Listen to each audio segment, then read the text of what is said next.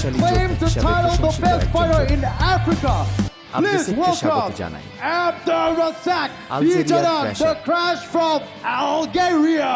ঠিক 好， আছে 接下来 হাততালি 首 দিয়ে 先 শুরু 让我们有 করা 掌 যাক। 声， নীল 有请 সাইড 出蓝 প্লেয়ারকে 方 প্রথমে 选 মঞ্চে 手 ওঠার 率 জন্য 先 আমন্ত্রণ 登场 জানানো 的， হয়েছে। 来自非洲 আফ্রিকার 最 অন্যতম 强 শক্তিশালী 选手 বক্সার 之一， তিনি 他是来自 আলজেরিয়ার 阿尔 ক্রাশার 及利亚的冲撞者 আবদুরেকশাক। Abdurrazak。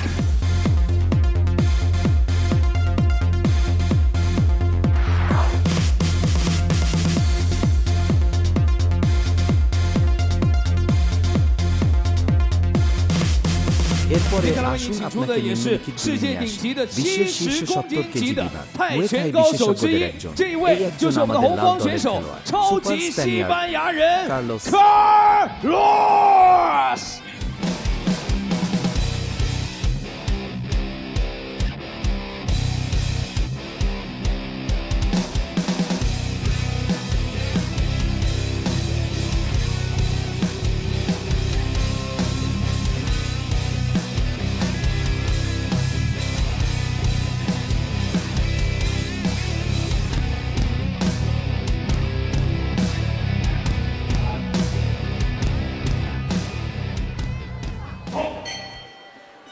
হ্যালো সবাই, এটা সিচুয়ান টিভি। এমএই কিংবদন্তি 11 থাপকিনের সহযোগিতায় তৈরি ওয়ার্ল্ড মুয়ে থাই নাইট দুজিয়ানিজান স্টেশন। আমি টনি, আমি ডং জিয়াং তাও। এখন যত তাড়াতাড়ি তার কথা শেষ হয়। নীল সাইড প্লেয়ারকে ছিটকে ফেলা হয়েছিল, এখনই ছিল রেড কার্লোস।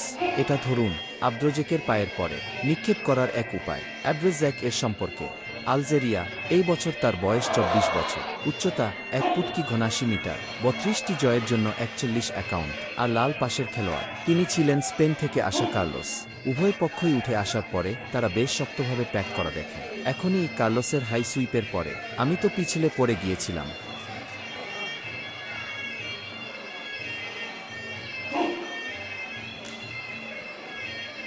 উভয় পক্ষই এখনও তাদের আক্রমণে সতর্কতার সাথে খেলছে। দুপক্ষের মধ্যে অচলাবস্থা ছিল, আর এই গতিবিধি দেখে কোনো দলেরই খেলার খুব একটা স্বাধীনতা ছিল না। তাছাড়া উভয় পক্ষই বিপরীত অবস্থানে ছিল। রেডের জন্য কার্লোস একটি পাল্টা হোল্ড, হ্যাঁ নীল দিকটি মূল ফ্রেম। এইভাবে উভয় পক্ষই ব্যাকহ্যান্ড ঘুষি এবং ব্যাকহ্যান্ড কিক ব্যবহার করে। এলাকাটি বেশ বড়।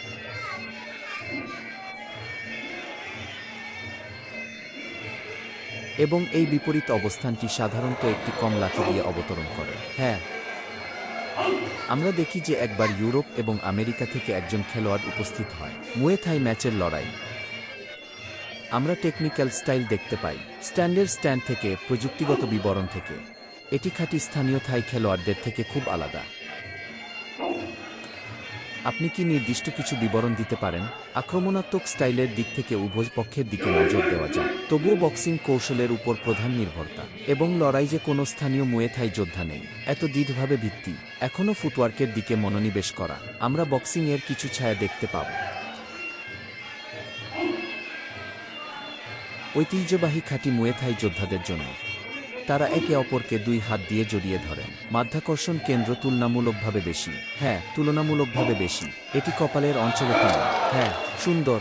এখনই কারাক একটি মিড সুইপ কিক করার পরে নীল সাইড প্লেয়ার দ্বারা স্পর্শ করার পরে পড়ে যাওয়া এবং পড়ে যাওয়া।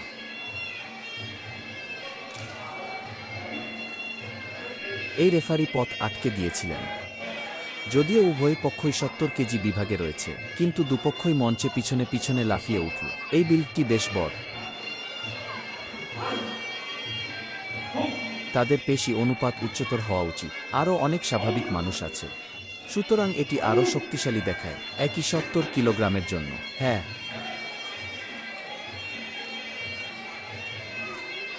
সুতরাং যেহেতু উভয় পক্ষই সামনের এবং পিছনের সেটআপে রয়েছে, তাই উভয় পক্ষই একে অপরকে উপেক্ষা করে।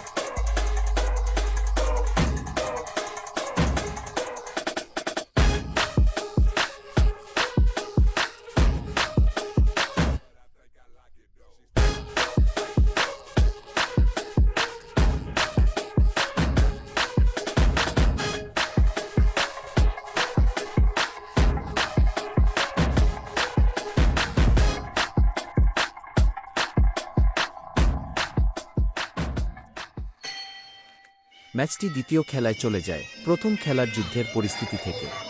উভয় পক্ষের কর্মকাণ্ড, কৌশল এবং কৌশল প্রযোগ সহ তুলনামূলকভাবে কিছুটা বিশৃঙ্খল, কিছুটা মনে হচ্ছিল যেন দুই দল একসাথে খেলতে পারবে না।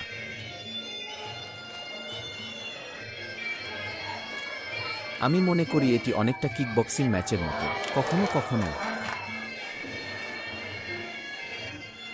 অপেক্ষা করাও এক ধরনের আক্রমণ। হ্যাঁ, উভয় পক্ষই আলিঙ্গন এবং আলিঙ্গন পর্যায়ে প্রবেশ করেছিল, কিন্তু দুপক্ষই তা দেখতে পায়নি। এই আলিঙ্গনে তাদের প্রযুক্তিগত দক্ষতার তখনও কিছুটা অভাব ছিল। একবার কাছাকাছি আসলে তিনি খুব বেশি কিছু করতে পারতেন না। এই মুহূর্তে এই পদক্ষেপটি কিছুটা কুস্তির মতো ছিল।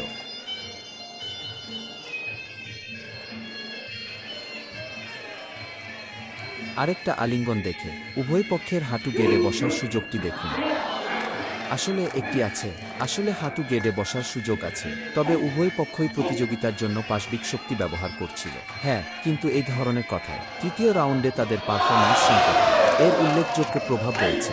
হ্যাঁ, আমি তো এই কুস্তি দেখেছি, সুস্পষ্ট কুস্তির পদক্ষেপ। হ্যাঁ, উড়ন্ত হাঁটুটিকেও নামিয়ে দিয়েছিল। ধাপটি সংশোধন করুন।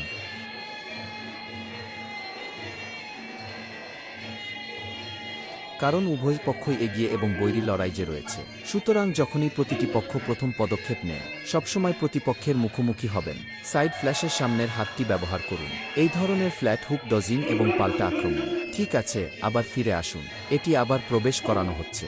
আলিঙ্গন এবং আঁকড়ে থাকার অদ্ভুত পর্যায়। হ্যাঁ, এই ধরনের আলিঙ্গনের সময় উভয় দেহের এই জট দুপক্ষকেই কেউ দেখেনি হাঁটুর আঘাত বা কনুইয়ের আঘাত সম্পাদন করতে। খুব যুক্তিসঙ্গত কিছু করুন, একটি দেহের স্থানচ্যুতি। হ্যাঁ, এই দুই খেলোয়াড় আলিঙ্গনের ফ্রিকোয়েন্সি অনেক বেশি অন্যান্য খেলোয়াড়দের তুলনায়। ঠিক আছে, এটি সুইং করুন।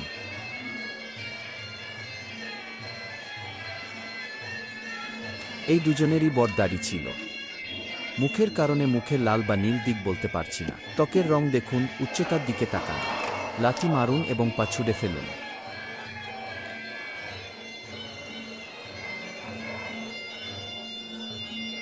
নীল দলের খেলোয়াড়রা এখন মাঠে, কারণ ডানার দৈর্ঘ্য তুলনামূলকভাবে দীর্ঘ, তাই তারা এর সুযোগ নেওয়ার চেষ্টা করছে।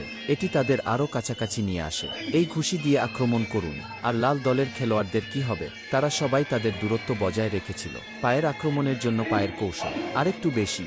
একটি লাল পাশের কনুই স্ট্রাইক, এটা ছিল তার জন্য বড় অস্ত্র, কারণ নীল পক্ষের মূল আক্রমণাত্মক কৌশল তাদের নিজস্ব পাঞ্চিং কৌশলের উপর নির্ভর করে। সেই কনুইয়ের আঘাতটি কনুইয়ের মুষ্টি অঞ্চলে আঘাত করে। প্রবাদ হিসাবে ঘুষি কনুই পর্যন্ত পৌঁছায়। এই কনুই স্ট্রাইক বক্সিং কৌশল ভাঙ্গার একটি দুর্দান্ত উপায়, একটি খুব শক্তিশালী আক্রমণাত্মক দৃষ্টিভঙ্গি। সুতরাং আমরা দেখতে পাই লাল নীলের দিকে মুখ করে যখনই এই ঘুষি আক্রমণ করে, তারা সবাই কিছু কনুই স্ট্রাইক মুভমেন্ট করেছিল।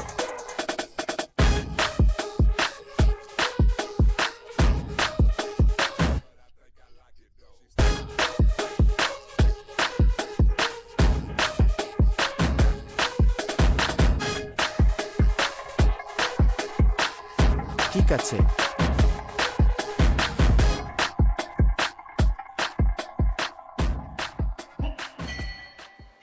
তৃতীয় রাউন্ড শুরু হয়েছিল। মাত্র দ্বিতীয় রাউন্ড, এমনটাই বললেন শিক্ষক ডং।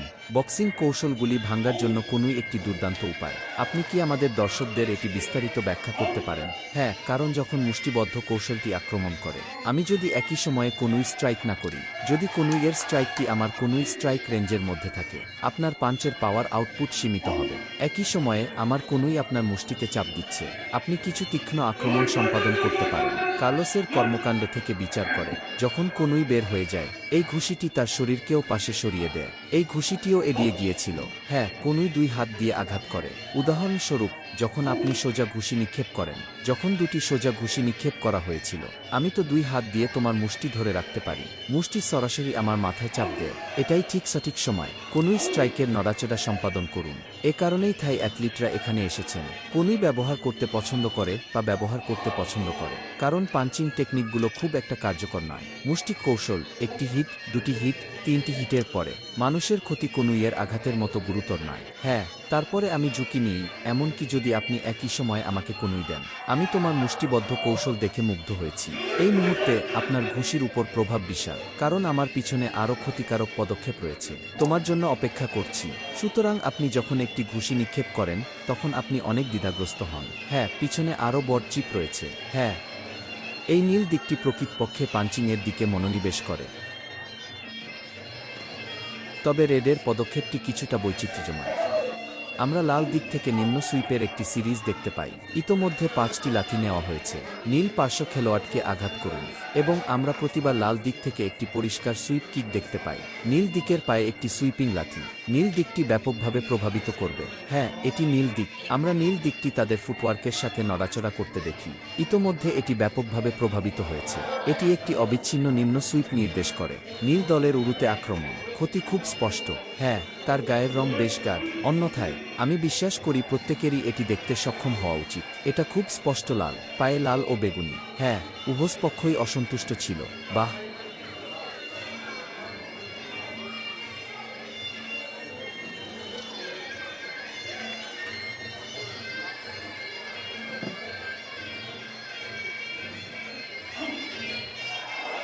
এই উড়ন্ত হাঁটুটি লাল খেলোয়াড় দ্বারা বাধা দেওয়া হয়েছিল।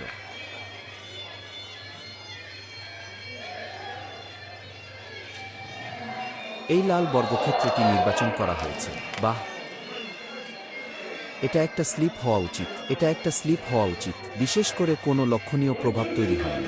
আমরা এইমাত্র দেখেছি নীল পাশের খেলোয়াড় বাইরে চলে যায় যখন বাম হাত একটি সোজা ঘুষি হয়। লাল খেলোয়াড় আবার চেষ্টা করলেন পাল্টা দেওয়ার জন্য হাঁটুর আঘাত করুন। এটি প্রতিহত করার জন্য সেই কনুইয়ের আঘাত। ঠিক আছে, দ্বিতীয় মরশুম শেষ হয়েছে।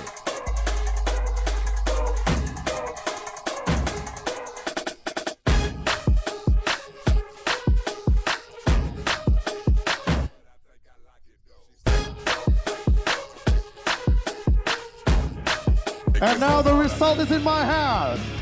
The victor goes to the red corner.